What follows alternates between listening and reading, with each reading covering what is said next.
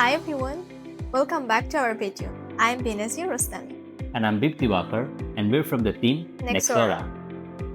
Have you ever used an app or website that just felt right? Smooth, easy, and it just gets you. Exactly, when an interface feels that natural, trust me, it's not an accident. Designers follow a certain principle to make technology more simple and human. And today we're going to break down the 8 famous golden rules of interface design by Ben Shneiderman. By the end of the video, you won't only understand what makes an interface good or bad. You'll start spotting these in every app. It's kinda addictive, but in a good way. And here at Nexora, we love making tech feel more human. So let's jump right in.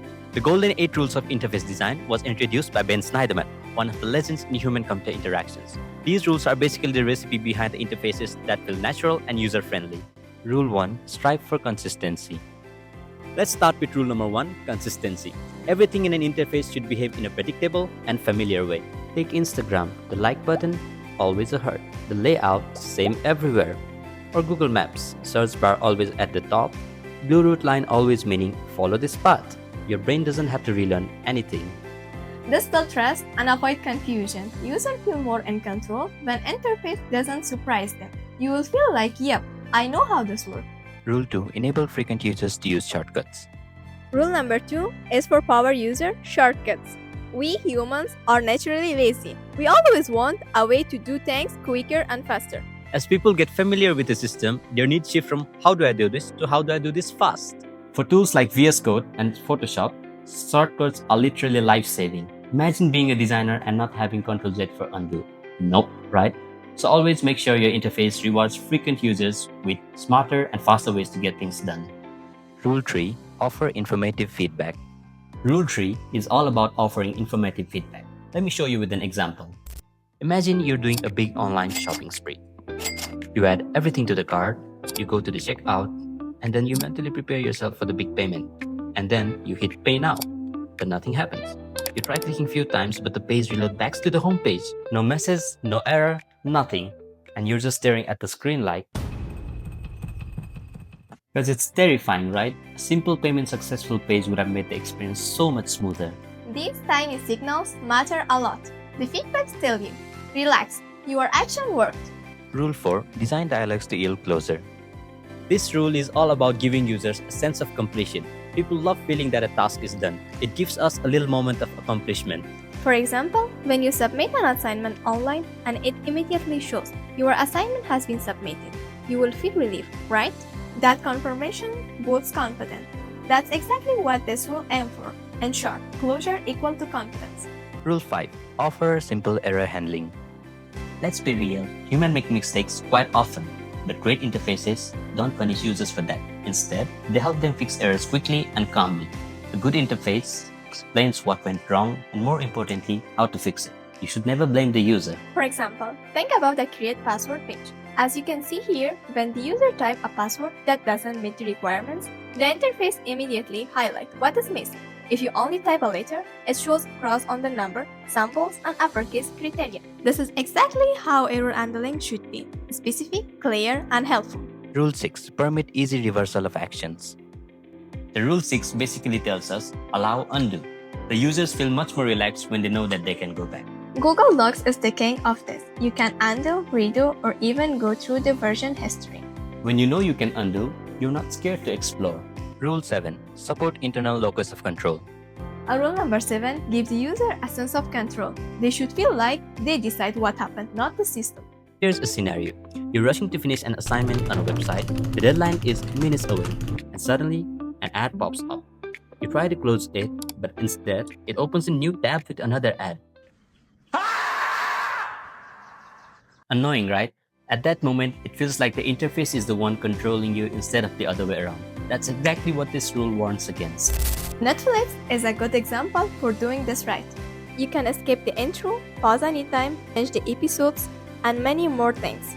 You're always the boss. You will never feel forced. That's actually what matters a lot for user satisfaction. Rule 8. Reduce short-term memory load. And finally, rule number 8. Reduce memory load. Don't make users remember stuff, just show it. Chrome keeps your tabs visible. Amazon keeps your cart items even after you leave the tab. This is a good way to reduce burden on the user's memory. Now imagine the opposite. You're filling out a long form, you put all your info, documents, you finally finish the first page and move to the second. Then you feel like rechecking the previous page. So you press back, but the form appears empty. Everything gone. Name, address, the big paragraph, all wiped clean. At that point you're just like,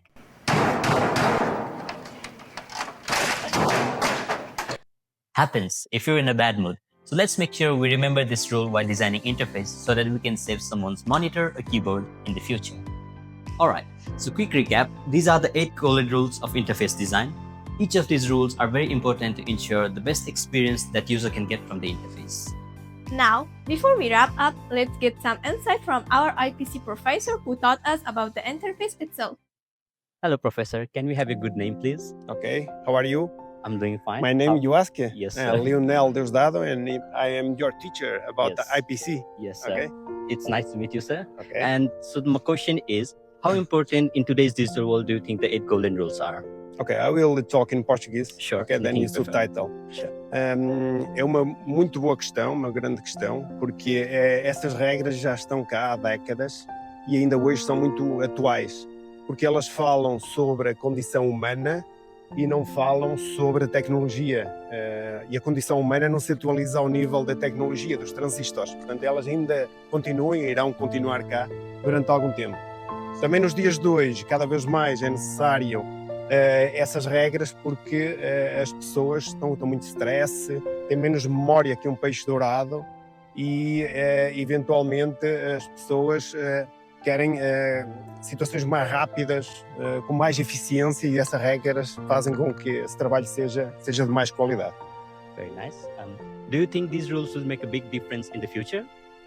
Eu penso que sim. No futuro, eventualmente, se calhar a inteligência artificial irá estar no meio do fornecedor de conteúdos e o utilizador.